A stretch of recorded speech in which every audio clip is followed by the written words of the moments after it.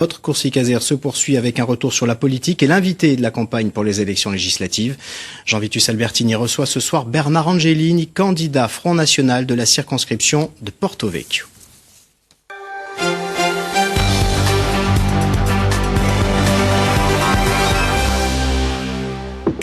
Bernard Angelini, bonsoir. Vous portez les couleurs du Front National dans la seconde circonscription de la Corse du Sud. Alors, sur quel thème allez-vous axer votre campagne?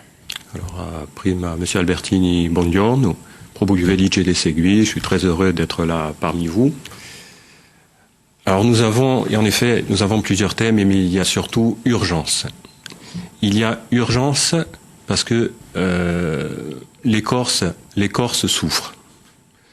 Les Corses souffrent du chômage, les Corses souffrent de la précarité, les Corses souffrent de la précarité de l'emploi, de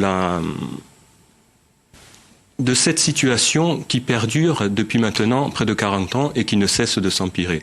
Les Corses souffrent également de l'immigration massive, de l'insécurité, ou dropustropia. Et donc, comprenez qu'il y a eu cet élan. La Corse est en train de se réveiller. Il y a eu cet élan de 25% des électeurs corses qui ont soutenu massivement Marine Le Pen. Un Corse sur 4 partage nos idées. Donc la Corse est en train de se réveiller et il est temps de reprendre notre destin en main. Et vous pensez que ce score au présidentiel peut se traduire également au législatif? Parce que jusqu'à présent, ça n'a jamais été le cas. Il y a une très forte différence entre les deux scrutins. Vous savez, beaucoup me demandent quand est-ce que vous faites des meetings, est-ce que vous avez une permanence. Je suis dans la rue, ma permanence, elle est dans la rue. Et je rencontre les gens.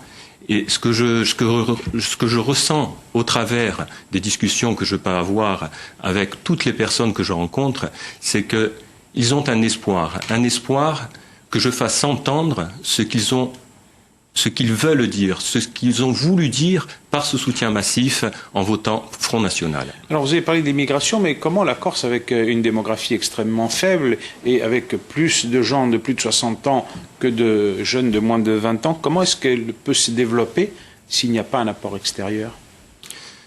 Je crois que c'est un faux problème. Il faut envisager deux choses différentes. Nous sommes sur une terre d'identité. Et notre souci est de conserver cette identité, de conserver ces valeurs. Nous sommes sur une terre d'honneur, une terre de liberté. Si nous mettons tout en œuvre pour vraiment permettre aux jeunes Corses de vivre sur place, de pouvoir accéder facilement à un logement, de pouvoir travailler dans des conditions correctes, avec un salaire correct, que nos retraités puissent avoir une retraite d'un niveau correct, la démographie va suivre.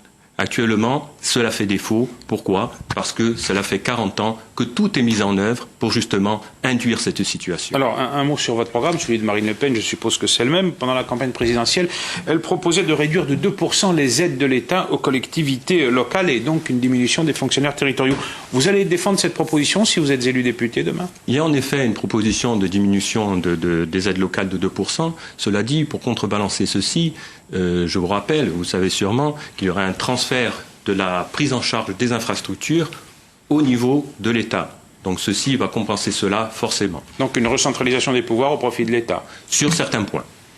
Quelles mesures est-ce que vous défendriez prioritairement pour la Corse?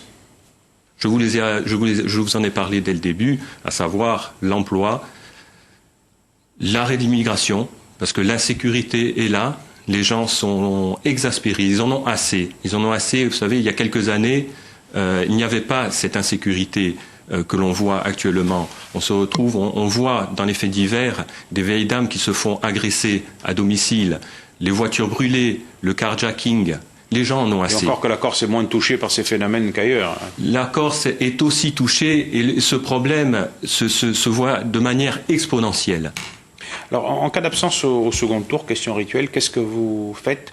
Comme au présidentiel, abstention, vote blanc, ou alors vous choisissez entre la droite et la gauche? Monsieur Albertini, la question n'est pas de se poser ce que l'on fera le soir du 10 juin. La question, pour l'instant, est de faire campagne pour porter la voix. Je suis là pour dire tout haut ce que tout le monde pense, mais que personne n'ose dire ouvertement.